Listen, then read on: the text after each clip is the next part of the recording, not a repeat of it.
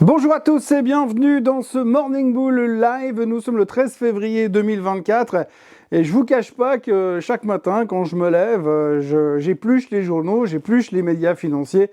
Je regarde pendant 2 heures, en tout cas 2 bonnes heures, ce qui se passe un peu à droite à gauche, quels sont les centres d'intérêt des marchés. Et puis chaque fois, je me dis, ouais, je vais trouver des nouveaux trucs, il est en train de se passer plein de choses. Alors oui, en fait, il se passe plein de choses, mais on est en train surtout de ressasser les mêmes encore et encore. Mais par contre, alors, excellente nouvelle qu'il faut retenir, c'est que cet après-midi, eh bien, il va se passer quelque chose, un événement majeur qui devrait nous changer la vie. Alors vous m'avez certainement déjà entendu raconter cette histoire à chaque fois qu'il y avait un chiffre important. Oui, aujourd'hui, on a les non-farm payrolls, ça va nous changer la vie. Eh bien aujourd'hui, c'est le CPI américain qui va nous changer la vie. Il sortira cet après-midi à 14h30. Alors il y a deux chiffres, le core CPI et le CPI tout court. Et là, ceux-ci vont nous donner la tendance. Alors ce qui est assez impressionnant, c'est qu'entre les attentes et la réalité du mois dernier, eh bien, il y a un énorme gap et ce sera assez intéressant à voir. Et donc, ce sera vraiment le sujet de la journée. Donc, encore une fois, on va se dire, oui, mais une fois qu'on aura le CPI, on saura ce que la Fed va faire sur les taux.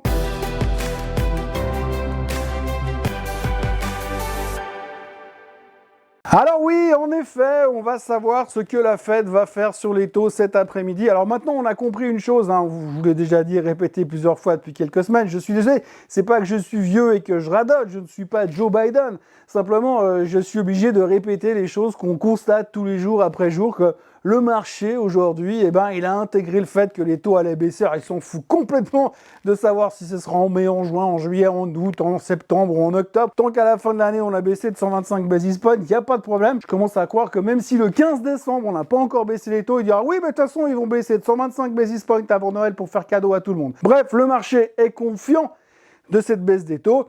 Et donc, du coup, on peut se concentrer sur autre chose. Néanmoins, avec l'inflation de cet après-midi, quand on regarde les attentes du marché, je crois qu'on avait 3,4% le mois dernier et on attend 2,9%. Donc, on a 0,5% d'écart à la baisse. Alors, c'est ce qu'on veut voir. On veut voir que l'inflation va vraiment en direction des 2% comme prévu, comme Powell l'a prévu, comme nous l'avons prévu depuis le mois d'octobre. Et par rapport à ça, on pourra se rassurer. Néanmoins, j'ai de la peine à imaginer, à visualiser où est-ce que tout d'un coup, il y a des trucs qui ont baissé massivement dans le panier de la ménagère pour justifier une baisse de 0,5% ce mois. Peut-être que c'est moi qui suis obsessionnellement négatif en ce moment, qui a été infecté par un ours qui m'a mordu l'autre jour en forêt, je ne sais pas.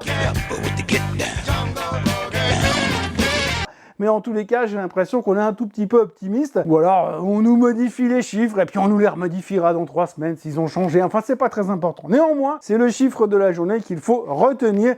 Le CPI, l'inflation américaine qui sortira à 14h30. Et on attend effectivement un affaiblissement pour se rassurer sur le fait qu'on va bien en direction des 2% qui sont prévus. L'autre truc dont on parle beaucoup aujourd'hui, évidemment, c'est l'intelligence artificielle. Alors, l'intelligence artificielle, vous savez, c'est le Graal, c'est un petit peu la chose qui va nous sauver la vie. Alors aujourd'hui, beaucoup de gens s'interrogent, moi le premier, sur la performance des marchés de ces derniers temps. Et ça commence à arriver dans les médias depuis quelques jours. On se dit, ah ouais, mais quand même, depuis le mois d'octobre, on a pris quasiment 20% sur le S&P 500 sur le fait que l'intelligence artificielle, c'est génial. Et on l'a vu hier avec Nvidia qui est devenue la 4e ou la 5e capitalisation mondiale, qui a passé devant Google, qui est en train de rattraper Amazon. Et on se dit, bah oui, c'est grâce à ça et c'est formidable. Donc aujourd'hui, on peut justifier toute la hausse du marché grâce à l'ultra performance des Magnificent Seven, mais aussi de l'intelligence artificielle en général. Je vous remonte pas les graphiques de Supermicro, je vous reparle pas non plus de ARM qui prend 30% tous les jours, mais je dis juste comme ça au passage que ARM, de nouveau, on nous disait à 3 semaines, ouh là là, 70$, c'est beaucoup trop cher. Par contre, il y a des mecs qui achetaient à 148$. Donc, mais en l'espace de 3 jours, donc formidable.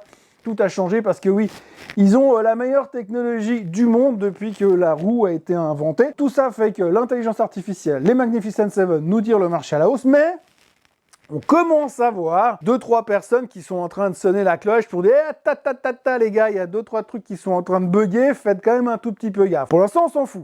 Mais c'est vrai qu'on se rend compte que depuis plus de 100 jours aujourd'hui, on n'a pas eu une seule journée de baisse de plus de 2%. Depuis plus de 100 jours. Je ne sais pas s'il y a des statistiques, il doit y avoir des statistiques, mais on ne va pas perdre de temps là-dessus. Mais ça fait très longtemps qu'on n'a pas eu des hausses verticales comme ça. Alors forcément, la prochaine réflexion logique, c'est de se dire oui, mais si ça monte comme ça, c'est qu'il y a un bug, on est en train de partir en euphorie, on est en train de faire comme en l'an 2000. Alors ça, on l'a déjà entendu moult et moult fois, surtout de la part des gens qui ont vécu l'an 2000, comme moi. Mais néanmoins, on peut se poser la question. Ça monte très vite, très haut, très cher, les valorisations sont ridicules, mais effectivement, on a cette espèce de Saint Graal de protection qui nous dit « Ah, mais c'est pas pareil !» Parce que cette fois, c'est différent. Alors, on ne revient pas sur la thématique du cette fois, c'est différent, mais c'est vrai que tout le monde aujourd'hui se dit « Ouais, mais bon, souviens-toi quand même, en l'an 2000, les boîtes qui montaient de 300% par semaine, c'était des boîtes qui ne gagnaient pas un centime, qui bouffaient le cash qu'ils avaient à disposition et qui avaient un business model qui n'était pas la route. Alors qu'aujourd'hui, vous avez du Nvidia qui fait des chips extraordinaires, vous avez des ARM qui font des chips qui sont révolutionnaires, vous avez du Supermicro qui fait des serveurs extraordinaires, et ils gagnent beaucoup d'argent. Enfin, ils gagnent de l'argent. En tout cas, pour l'instant. En tout cas, on a des projections qui vont gagner encore plus d'argent beaucoup plus tard. Mais toujours est-il qu'aujourd'hui, ils ne sont pas en cash burning rate, c'est-à-dire qu'ils ne sont pas en train de griller le cash qu'ils ont en compte en banque, ils ont de l'argent qui rentre et ils peuvent se développer. Donc, ça n'a rien à voir. Et d'ailleurs, on commence à entendre ici et là, alors pour les bullish, surtout là pour les bullish et ici pour les bearish, mais en tout cas pour les bullish, eh bien c'est oui, mais l'intelligence artificielle va nous générer une croissance pendant 10 ans. C'est de l'hyper-croissance. On n'est plus dans une croissance, c'est de l'hyper-croissance. Donc avant, dans les portefeuilles, on avait les values, et les croissances, et maintenant on a l'hyper-croissance. Alors l'hyper-croissance, c'est l'intelligence artificielle, et tout le reste, c'est la techno, c'est la croissance, et puis les values, c'est tout ce que personne ne veut. Bref, en gros, aujourd'hui, on est chaud patate sur la thématique de l'intelligence artificielle parce que ça va durer encore. Alors voilà, vous avez des boîtes qui ont doublé, qui ont triplé, qui ont fait x7 en l'espace de quelques mois. Tout ça est normal parce que nous sommes en hyper-croissance. Donc on est soulagé aussi de savoir que ça va aussi bien du côté de l'intelligence artificielle. Et c'est ce qui nous permet aussi de justifier le fait que on n'a pas vu baisser le marché depuis plus de 100 jours et que hier soir, la baisse des indices, parce qu'il faut quand même noter que le Nasdaq a perdu 0,3% et que le S&P 500 était en chute libre de 0,09%, eh bien c'est ce qui se rapproche le mieux aujourd'hui d'une prise de profit, pourvu que ça dure. Donc pour résumer tout ça, on va pas s'ennuyer plus longtemps, ni perdre de temps plus que ça, eh bien tout simplement, on attend de voir à quel moment ils vont nous laisser supposer qu'on va baisser les taux, et puis de toute façon après le reste sera drivé par l'intelligence artificielle. Encore une fois, je ne vous remets pas sur la table une fois de plus que tout le monde est optimiste, que tout le monde est dans le FOMO, que personne n'achète des puts parce que de toute façon, ça ne peut plus baisser, qu'on a un optimisme généralisé. La preuve, le Bitcoin a tapé les 50 000 $ hier. Donc tout va plutôt pas mal. Et puis quand on regarde un petit peu les résultats qui continuent d'arriver, c'est pas mal. 81% des sociétés font mieux que les attentes. On a passé 67% des sociétés qui ont déjà publié sur le S&P 500. Et puis l'un dans l'autre, eh bien les Magnificent Seven prennent toujours plus de place dans le S&P 500. Et quand on regarde là aussi les derniers rapports de certains analystes, on nous dit que de toute façon que la Fed baisse les taux ou la Fed ne baisse pas les taux. C'est Bank of America qui déclarait ça hier. De toute façon, le marché va monter, donc il n'y a pas de question à se poser. Donc à ce rythme-là, on nous dit aussi que les bilans des big companies comme Microsoft, Apple et consorts sont hyper solides, ils ont du cash, c'est vraiment des bilans de qualité, donc ça peut encore monter facilement. Le seul problème, c'est qu'à force de monter, au mois de juin, on va se retrouver avec un S&P 500 qui sera fait à 45% de Magnificent Seven. C'est bien! Mais ça veut dire que vous avez 7 compagnies qui représentent l'équivalent de 493 autres compagnies. Il y a quand même un truc qui coince quelque part. Ou alors finalement peut-être que le monde est en train de se transformer, qu'on va avoir un seul indice mondial quand ils auront tout racheté autour, et puis qu'il n'y aura plus que 7 sociétés, puis finalement on se contentera de ça. On arrive en direction de ce que les guignols nous vendaient à l'époque en disant c'est la World Company. La World Company, il n'y aura plus qu'une seule boîte cotée en bourse, il n'y aura que celle-ci à acheter. Ce sera beaucoup plus facile, bien évidemment. Et du coup, j'aurai plus grand-chose à raconter. Dans les petites nouvelles qu'il faut mettre un petit peu pour animer le reste, on notera que le Japon explose ce matin. Alors, il y a un vent de positivisme et d'optimisme sur les technos. Je me demande bien d'où ça peut venir. SoftBank, par exemple, qui explose. Pourquoi? Parce que SoftBank est gros actionnaire de Arm Holding. Et comme ça vient de doubler en l'espace de 3 séances, le Japon cartonne.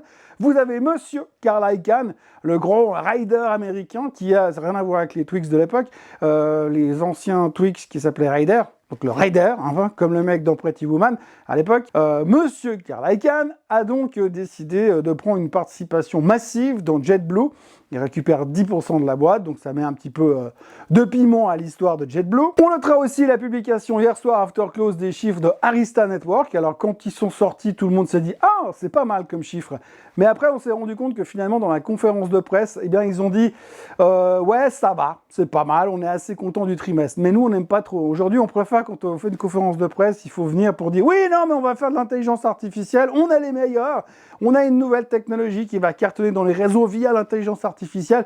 Et là, à ce moment, Arista aurait pris 30%, mais comme ils n'ont pas dit ça, eh bien, elle baissait de 7% after close. Et puis, en plus de Bank of America qui nous jure que de toute façon, quoi qu'il va se passer, le marché va monter cette année, on a quand même eu Monsieur David Rosenberg. Alors, pour ceux qui ne le connaissent pas, David Rosenberg, c'est juste un des bearish les plus bearish que je connaisse de ces 25 dernières années. C'est un mec, à Halloween, il se déguise en ours, de toute façon, c'est une évidence. Eh bien, il est venu hier pour dire que selon lui, et selon ses calculs à lui, eh bien, il y avait 85% de chances que cette année, les États-Unis rentrent en récession. Alors pour l'instant, ça prend pas la direction, puisque de toute façon, tout va bien, l'économie va bien, le business va bien, l'emploi va bien, tout va bien. Et donc par rapport à ça, il n'y a pas de souci à avoir. Mais lui, il pense qu'il y a 85% de risque de voir une récession. Eh bien, on espère qu'il n'aura pas raison, mais s'il a raison, je pense qu'on va quand même bien rigoler le moment venu. Et puis pour ceux qui ont fait beaucoup d'argent dans l'intelligence artificielle et qui ont un peu d'argent de côté maintenant et qui voudraient réinvestir, alors on signale que de plus en plus de gouvernements sont en train d'essayer de vendre les yachts des oligarques russes qui ont été saisis à l'époque de la guerre en Ukraine parce qu'ils ont pris tous ces gros yachts, ils les ont gardés pour eux et puis ils les ont entretenus avec les impôts de la population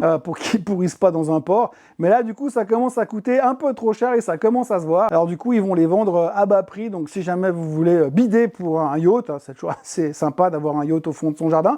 Néanmoins, sachez que ces yachts-là vont revenir sur le marché ces prochains temps, malgré une économie russe florissante, comme l'avait prédit Monsieur Bruno Le Maire. Donc pour les chiffres du jour, on se prépare pour tout à l'heure, 14h30, le CPI américain. Entre deux, il y aura le ZEW en Europe et en Allemagne. Ça va pas être formidable comme d'habitude. Et puis on continue avec les résultats des sociétés. Il y aura Coca, il y aura Spotify, il y aura Marriott Hotel. Bref, il y aura 2-3 trucs, plus grand chose d'intéressant pour l'instant, mais quand même. Alors Coca, je précise, des fois il y a des déceptions sur les résultats. S'il y a une grosse déception au niveau des résultats sur Coca et qu'il y a une correction assez importante sur le titre, n'oubliez pas, c'est le meilleur titre pour faire du DCA.